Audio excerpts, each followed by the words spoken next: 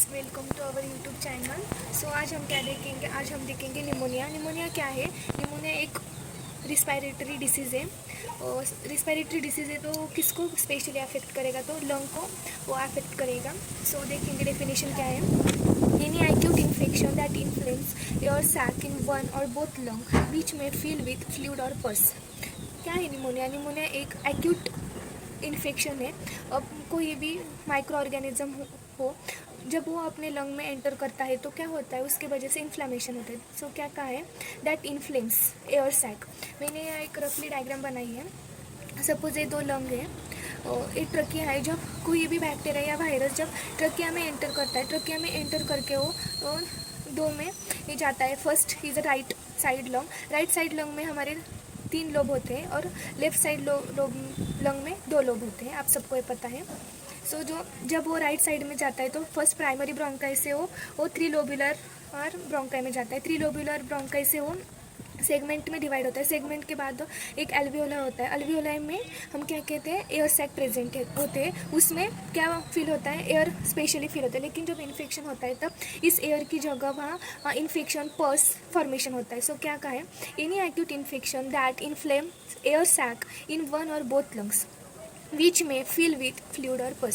Suppose एक एल्वियोला है, हमारा एल्वियोला है और एक कैपिलरी है, ब्लड कैपिलरी। इसमें क्या होता है?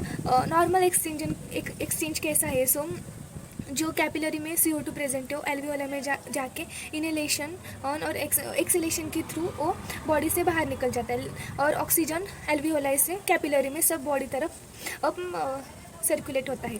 उसी तरह ये नॉर्मल प्रोसेस हो गई। लेकिन जब कोई इन्फेक्शन या वायरस बॉडी में एंटर करता है तब क्या होता है? जो ये नॉर्मल प्रोसेस होती है उनकी जगह यहाँ पे पस फॉर्मेशन होता है। एल्वियोला में क्या फॉर्मेशन होता है? पस। सो यहाँ पस फॉर्मेशन होगा तो जो प्रोसेस हो रही है CO2 एल्वियोला में, O2 कैपिलरी में, ये सब स्टॉप होता है।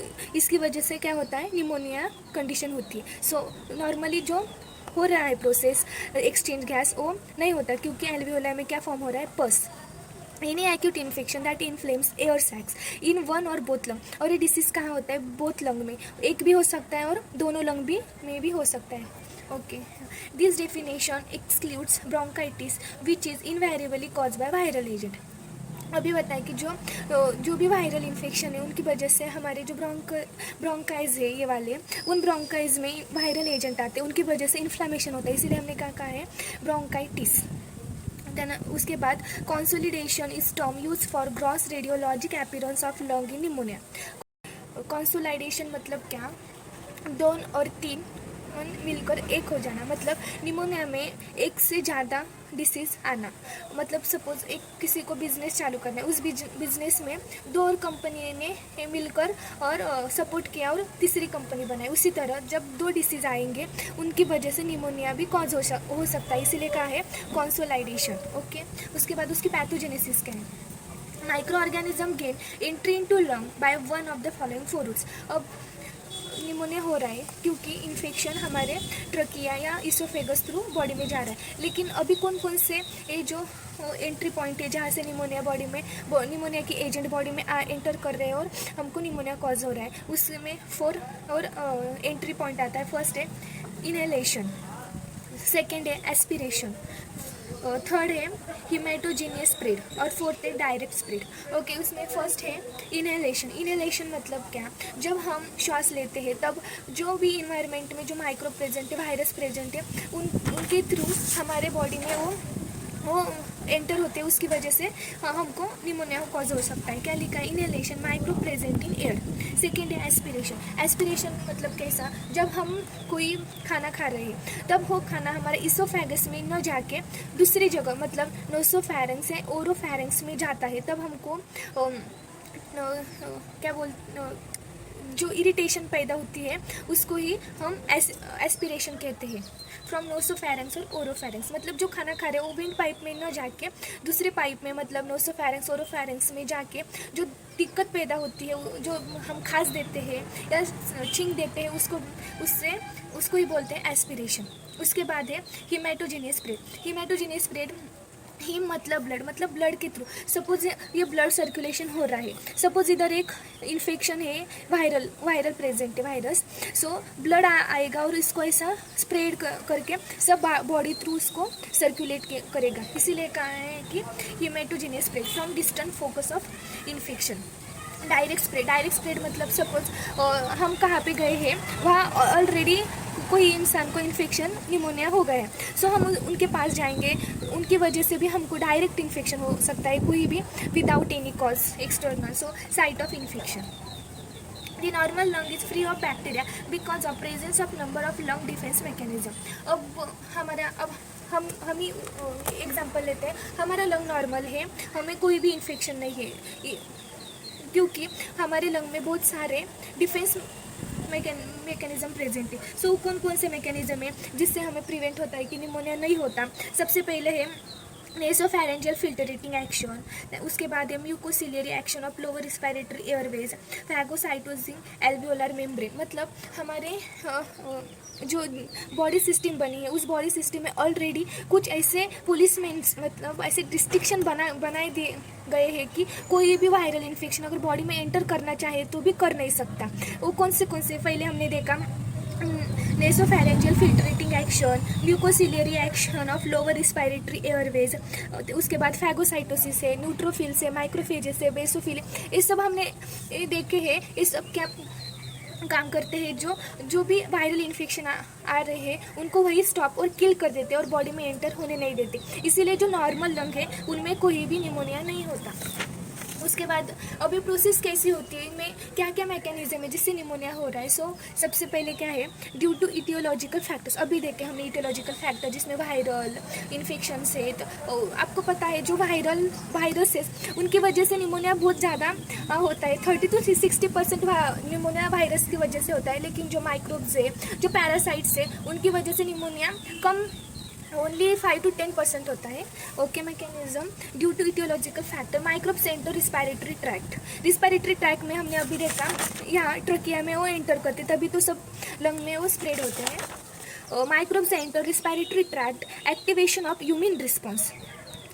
क्या हुआ, जो इटियोलॉजिकल फैक्टर्स है, मतलब सपोज एक वायरस लंग में एंटर किया, लंग में एंटर करने के बाद हमारा लंग थोड़ी चुप बैठेगा और लगेज कोई तो रिस्पांस भेजेगा कि बाहर से कोई आया है। जब हमारे घर में कोई आता है तो हम चुप नहीं बैठते, हम लगेज बच्चे जाके बोल देते हैं मम्मी पापा को कि हमारे घर में कोई मेहमान आए। उसी तरह कोई अगर फॉरेन बॉडी हमारे बॉडी में एंटर कर रहा है, सो जो हमारा मेन है वो तुरंत ही इम्यून रिस्पॉन्स को एक्टिवेट कर देगा।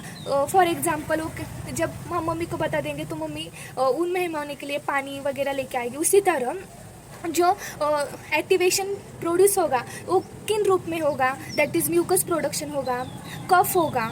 इसी तरह उसके बाद है पेनिट्रेट लोअर रिस्पायरेटरी ट्रैक्ट। अपन जो लोअर रिस्पायरेटरी ट्रैक्ट है, टर्मिनल ब्रोंकाई के बाद जो स्टार्ट होता है उसको हम लोअर रिस्पायरेटरी ट्रैक्ट कहते हैं। Vasodilation and increase the blood flow. Vasodilation की वजह से क्या होगा, जो भी ब्लड फ्लो स्लो हो रहा था उसकी वजह से वो ब्लड फ्लो वो फास्ट हो जाएगा। Consolidation of leukocytes and fibrin, मैंने अभी बताया कि कंसोलिडेशन मतलब क्या, 2 और मोर, 2 कंपनी एक साथ आके थर्ड कंपनी बनाने का मतलब। अब इधर एक वायरस आ गया, उन वायरस को किल करने के लिए हमारे बॉडी में से 2-3 इन जो एजेंट है वो आएंगे। वो कौन से है, लिकोसाइट से, फाइब्रिन से, न्यूट्रोफिल से, माइक्रोफेजेस से, वो सब आएंगे हेल्प के लिए। उसके बाद congestion of alveola fill with fluid और पस। जो एल्वियोला था हमारा वो क्या पस से फिल हो जाएगा। पस फिल होने के बाद जो एक्सचेंज था CO2 और O2 का वो नहीं होगा, उसकी वजह से क्या हो जाएगा, consolidation of lungs, that is the pneumonia. जो भी हमने अभी देखा, जो CO2 एल्वियोला में जा रहा था, O2 कैपिलरी में, वो ये प्रोसेस नहीं होगी। फिर जो पेशेंट है उसको रिस्पिरेशन में दिक्कत आएगी, वो श्वास नहीं ले पाएगा, फिर उसको वो डॉक्टर के पास जाके निमोनिया ठीक हो सकता है। उसके बाद है क्लासिफिकेशन। अभी हमने क्या देखा, अभी हमने सिर्फ निमोनिया का डेफिनेशन देखी, फिर निमोनिया किस किस एजेंट के थ्रू आ सकते हैं, वो इवेंट्स कौन से, वो 4 इवेंट देखे, इनहेलेशन, एस्पिरेशन, हेमेटोजेनियस स्प्रेड और डायरेक्ट स्प्रेड, इतना देखा। उसके बाद मैकेनिज्म, फिर अब क्लासिफिकेशन। अब हम क्लासिफिकेशन, निमोनिया भी एक ओनली इन्फेक्शन, बैक्टीरिया, वायरस, इन ये तो है, लेकिन और कौन कौन से फैक्टर्स हैं जिनकी वजह से निमोनिया हो सकते हैं। सो साइंटिस्ट ने 3 बेसिस के ऊपर क्लासीफाई किया है। फर्स्ट है anatomical classification, aetiological classification, clinical classification. Anatomical classification मतलब जो लंग की पोजीशन पे, जो कोई लोब पे होगा, कोई लोब और प्लस ब्रोंकाई में भी होगा, फिर कोई टिश्यू में होगा उसके उस पर डिपेंड रह के क्लासिफिकेशन की है। एनाटॉमिकल क्लासिफिकेशन में फर्स्ट आता है lobar pneumonia, broncho pneumonia, interstitial pneumonia. Lobar pneumonia separate 5 marks के लिए शॉर्ट नोट पूछी जाती है। उसके बाद है इटियोलॉजिकल क्लासिफिकेशन। इटियोलॉजिकल क्लासिफिकेशन में फर्स्ट है bacterial pneumonia, viral pneumonia, mycoplasma pneumonia, fungal pneumonia, pneumonias from non infection aetiology. Aetiology हमने अभी देखा, उनमें बैक्टीरिया आते हैं, वायरस, मायोप्लाज्म, फंगल, निमोनियाज में नॉन इन्फेक्शंस इटियोलॉजी। उसके बाद क्लिनिकल क्लासिफिकेशन मतलब क्या, सपोज एक पेशेंट है, कोई वो ऑलरेडी हॉस्पिटल में एडमिट है, फिर उसको निमोनिया हुआ, और उसको कोई अलग सी, फॉर एग्जांपल पहले उसको कोरोना चल रहा है, सो उसको कोरोना हुआ था, इसीलिए उसको एडमिट किया। कोरोना होने के बाद 2-3 दिन के बाद उसको निमोनिया हो गया। सो ये क्या हुआ, हॉस्पिटल एसोसिएटेड निमोनिया हो गया। फिर कम्युनिकेटिंग एक्वायर्ड निमोनिया, पहला कौन सा है, communicating acquired pneumonia. Communicating acquired pneumonia 2 की वजह से हो सकता है, एक तो बैक्टीरियल, एक तो वायरल। और कोई बैक्टीरिया बाहर से उसको इन्फेक्ट करेगा, सो उसको वो निमोनिया हो जाएगा। ये सब हम डिटेल में आगे देखेंगे। सेकेंड है health care associated pneumonia. Suppose कोई पेशेंट है, वो ऑलरेडी वहाँ हॉस्पिटल में वो एडमिट नहीं है, लेकिन वो ऑलरेडी कोई ट्रीटमेंट ले रहा है। सपोज कोई किसी को एनीमिया हो गया है, सो वो ट्रीटमेंट के लिए 2-3 दिन के बाद जाता है हॉस्पिटल, फिर आता है, उस दरमियान उसको निमोनिया हो गया है, तो उसको कहते हैं health care associated pneumonia. Hospital acquired pneumonia अभी बताया, जो हॉस्पिटल में एडमिट है, उस एडमिट होकर 40 आवर्स कंप्लीट होने के बाद जो निमोनिया होता है उसको हम हॉस्पिटल एक्वायर्ड निमोनिया कहते हैं। उसके बाद वेंटिलेटर एसोसिएटेड, मतलब कोई पेशेंट आईसीयू में वेंटिलेटर पर है, सो कोई अलग वजह से वो वेंटिलेटर तक पहुंच गया, लेकिन 24 या 48 आवर्स के बाद जब उसकी रिपोर्ट में निमोनिया आता है, सो उसे कहते हैं हम वेंटिलेटर एसोसिएटेड निमोनिया। उसके बाद है फंगल निमोनिया, और उसके बाद है मिसेलिनियस निमोनिया। ये सब हम डिटेल में देखेंगे। सो